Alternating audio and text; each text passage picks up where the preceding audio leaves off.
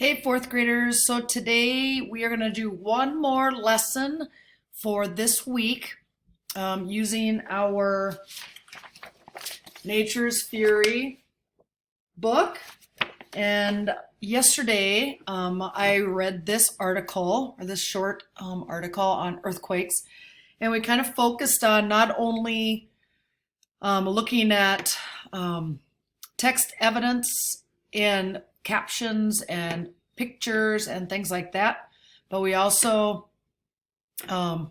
continued to work on finding the main idea and supporting details using those along with the words and what's in the story.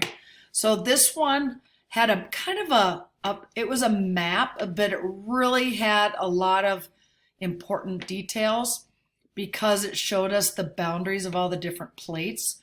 So on, let's see, tomorrow, I guess, you're going to take the week 2 of this unit assessment.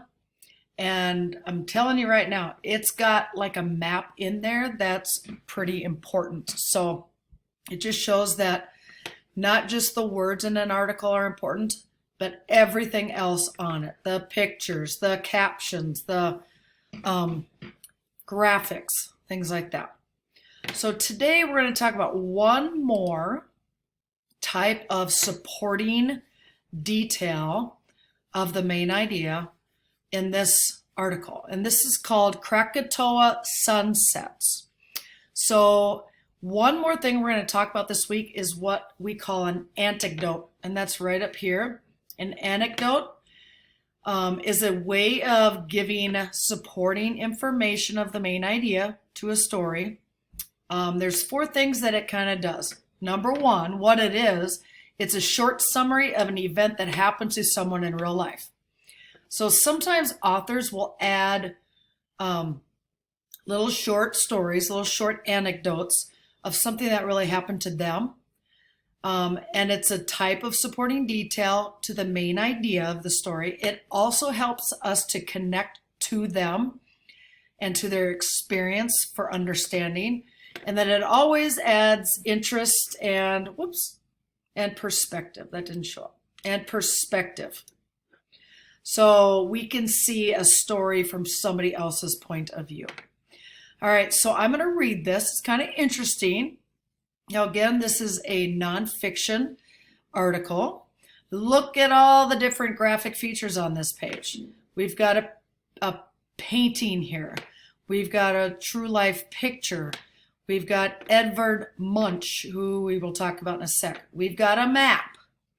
We've got a picture of a volcano erupting. So make sure you always pay attention to all of those.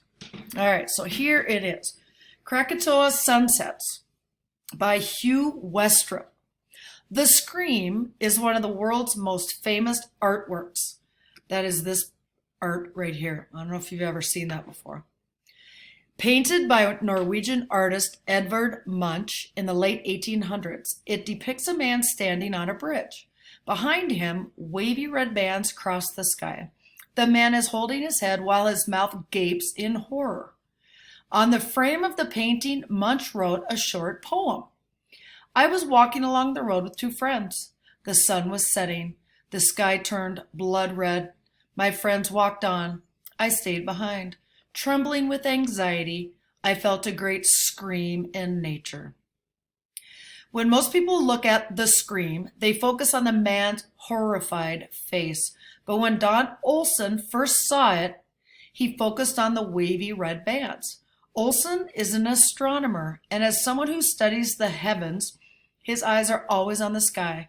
Olson suspected that the blood-red sunset Munch described was a real event with an unusual cause.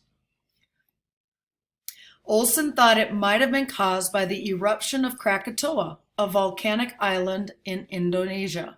On August 26th and 7th in 1883, Krakatoa blew its top and it threw 6 miles of dust, ash, and rock into the air. The eruption's roar was heard 3,000 miles away. The mixture of gas and dust that Krakatoa hurled high into the sky drifted through the atmosphere for months afterward.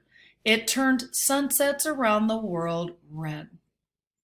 When Krakatoa erupted in 1883, the volcano collapsed, leaving a crater or big bowl-shaped hole. The crater filled with water and became a lake.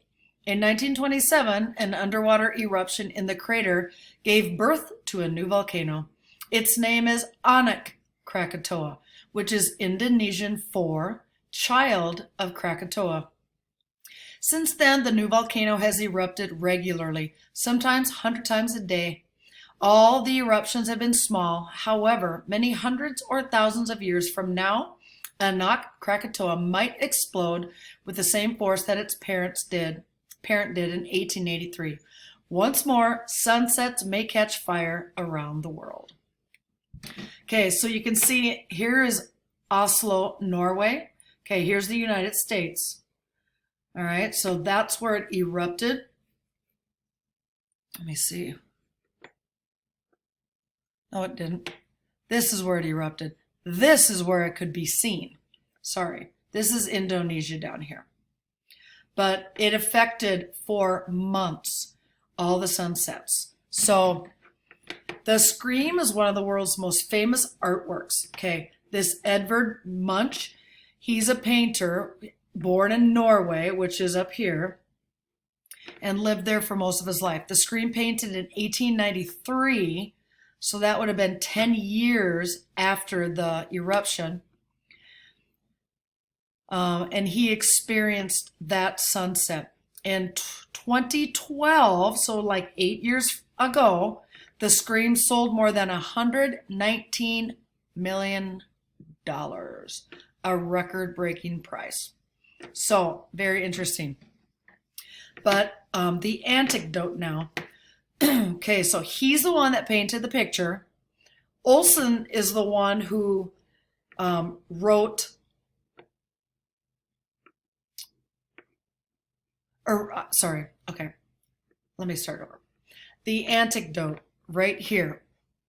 On the frame of the painting, Munch wrote a short poem. He wrote the poem.